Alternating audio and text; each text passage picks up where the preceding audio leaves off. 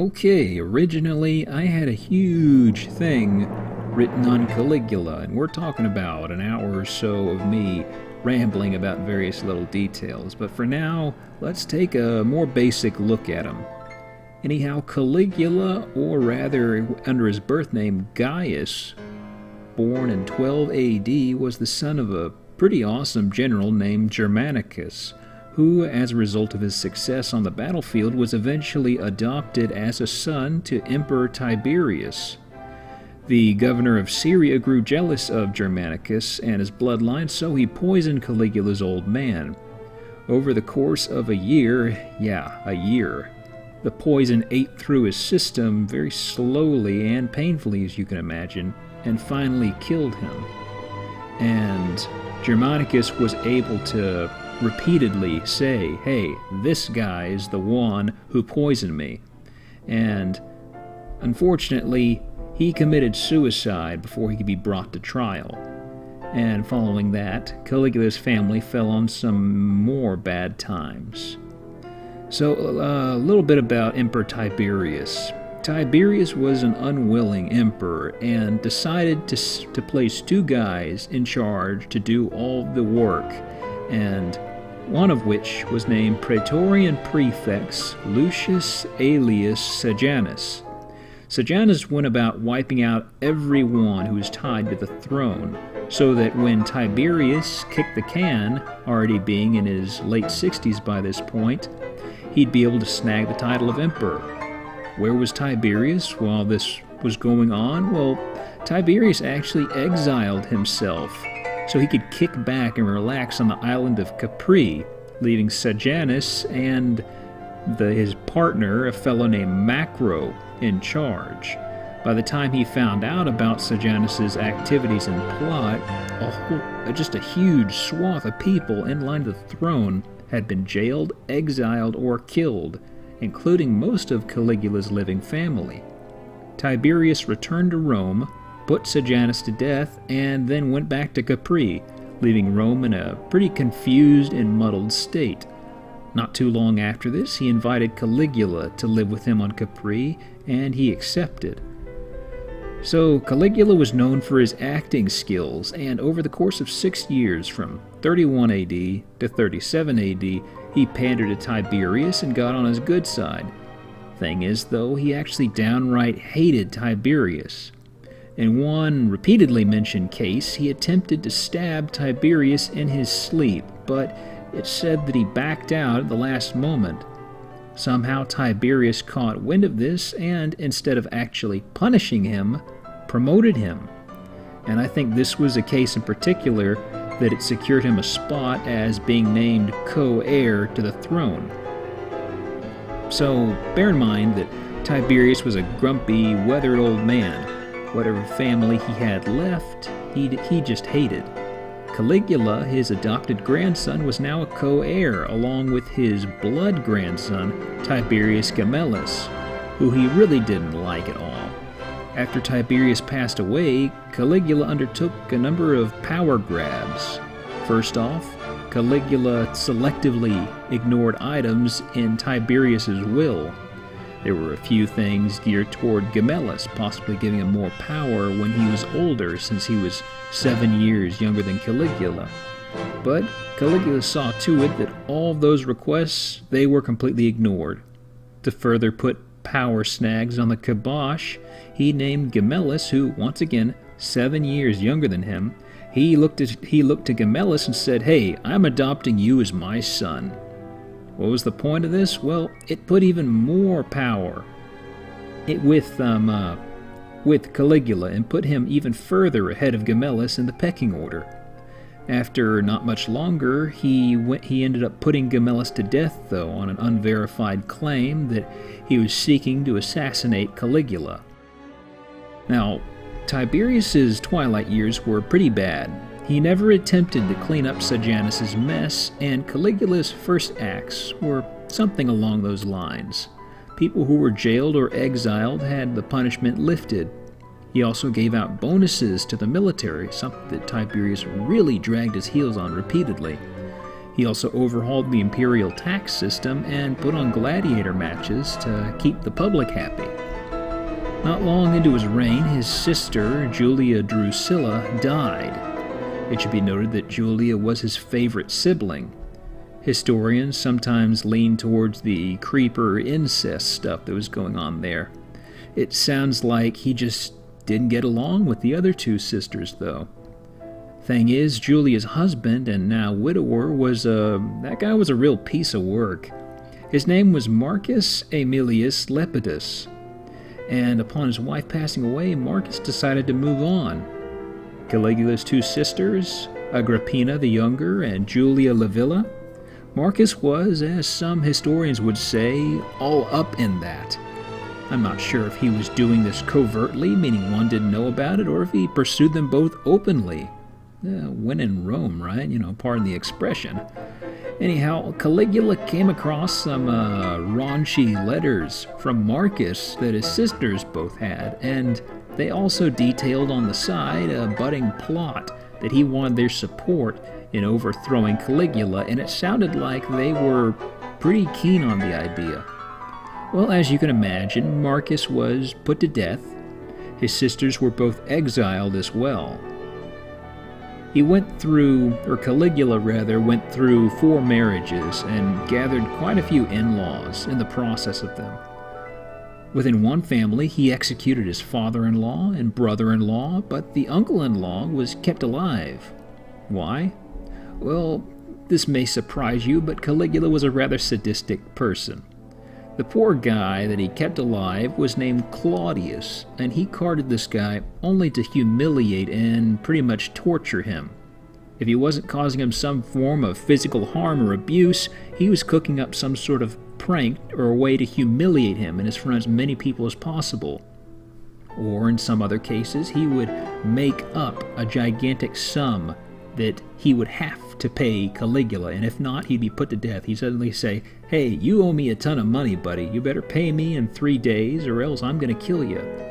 And writings say that during this time, under Caligula, Claudius wasted away to nearly skin and bones, and he also aged considerably in appearance just due to the stress that he was always under. More on him later, though. Caligula's early reign had some pretty extreme levels of generosity, but the thing is that money had to come from somewhere. He ended up spending almost everything the state treasury had in its coffers. In 1 year, he went through so many extravagances that he spent the equivalent of $4 billion US. How did he plan to fix this? Well, in the first place, he originally removed a lot of taxes. There's got to be some way to fix it, right?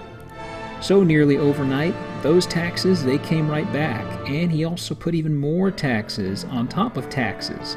Lots of crazy things, and, well, he taxed, of course, as you'd imagine, prostitution. He also put a tax on divorce, marriage, lawsuits, deaths. He had crazy high taxes just added on to almost everything you could think of. Also, this guy, as opposed to just strictly being crazy, overtaxing on that front, he also went, he started filing false accusations. They were just conjured up and geared towards people in particular who were rich. They resulted in either those people having to pay just insane fines, or they were outright executed and had their property seized. The list goes on of stuff he did, but suffice to say, he took a number of steps that definitely overstepped the emperor's intended powers. Also, random note, but this guy loved pontoon bridges.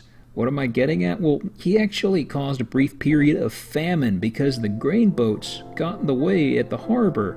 He always wanted to have these pontoon bridges out, but they'd have to move for the boats to come in. So he decided, hey, you know what? These boats are getting in the way of my strolls on the pontoon bridges. So these boats, they aren't allowed in the port anymore. Grain, we don't need it. Also, more pontoon stories. Past this, you see, Caligula, the reason why I like the whole pontoon bridge thing is he couldn't swim. This was about as close as he could get to doing it. In one case, he had a 2-mile-long pontoon bridge. Yes, 2 miles long. And it stretched across what's known as the Bay of Baia. Then he slipped on Alexander the Great's breastplate that he had hidden in his room, hopped on his horse, and rode across the whole bridge. Now you might ask, why did he do this? Well, back when Tiberius was alive, one of his soothsayers said that Caligula had, quote, no more chance of becoming an emperor than riding a horse across the Bay of Baia. Well, I can't really fault him for having a sense of humor like that. I mean, that is pretty awesome. But back to what we were discussing. To make matters worse for Caligula, though, his cavalier ruling involved him leaving the Senate out of many decisions that it should have been privy to. Since Sejanus killed off most of Tiberius's heirs and supporters, Caligula had even fewer friends he could rely on the Senate. They began to get rather snippy with him, so he started several trials on the ground of treason. Because you see, Tiberius in the past had a few trials he had regarding crime within the Senate, and in most cases, they either paid him off or it turned out they were false. Well, Caligula turned right around and said, hey, those cases, we're looking into those again. And as you can imagine, they were all rigged. And in most cases, they ended up with execution and seizure of property and valuables. Also, Caligula enjoyed cosplaying as gods. I read that he actually in one case dressed up as Venus or Aphrodite at some point, and I really don't want to picture that. But anyhow, he turned around at one point and said that he was the physical embodiment of God on earth, and the people of Rome had to worship him as such. And he enforced that with just brute force. You know, people had to worship him. I mean, this guy, he was going from overpowered to just completely crazy. So this might come as a shock to some of y'all, so prepare yourself. But by the 3rd or 4th year of his ruling, Caligula wasn't popular, not at all. So he was going to be assassinated. The assassination that took him down was led by a dude named Cassius Chaerea. He actually served very well against the barbarians while serving under Caligula's father, Germanicus, and eventually he became a member of the emperor's Praetorian Guard. This was basically, an old war veteran. But evidently, this guy was also kind of effeminate, enough to the point where Caligula mocked him non-stop about it. I mean, it's kind of weird to make fun of your bodyguards and humiliate them. It's said that this guy suffered an injury to his naughty bits, and Caligula made a ton of constant eunuch jokes directed toward him, and he also spoke in a very effeminate voice when he was talking to him, just to, further make fun of how he looked rather, ladylike. So Cassius went and gathered a broad support among guards, senators, and what have you, and once he had enough backing, he set his plan into motion. On January 24th, 41 AD, at some festivity of sorts, a group of guys huddled around Caligula and stabbed him to death. Funny thing to note, between this and Julius Caesar's death, both conspiracies, they were led by some dude named Cassius, and also both ended up with the target being stabbed 30 times. Neat stuff. Also, Caligula's 4th wife and only offspring were killed after this, snuffing out the ruling family's bloodline entirely. Cassius stepped up and said, "Okay, guys, maybe you should make me emperor." Funny story though, Cassius was picked on by Caligula and was a war veteran, but the thing is, apparently he wasn't very likable. So the Praetorians said, "Hey, you know what, buddy? No, we're not going to make you emperor. We're picking somebody else." So what did the Praetorians do? Well, first off, there needed to be a scapegoat for this, because emperor was killed, and they just had to have somebody to pin this on. So who was offered up as the sacrificial lamb? Well, unfortunately, Cassius. I'm guessing they just really hated Cassius. So Cassius was put to death for, conspiracy against the emperor. And who was picked to replace him? Well, remember Caligula's personal punching bag, Claudius? Yep, that guy. he went on and became emperor. He had a pretty lengthy reign from 41 AD to 54 AD, and things were looking a lot better and pretty upbeat. He was followed by a line of prosperous and,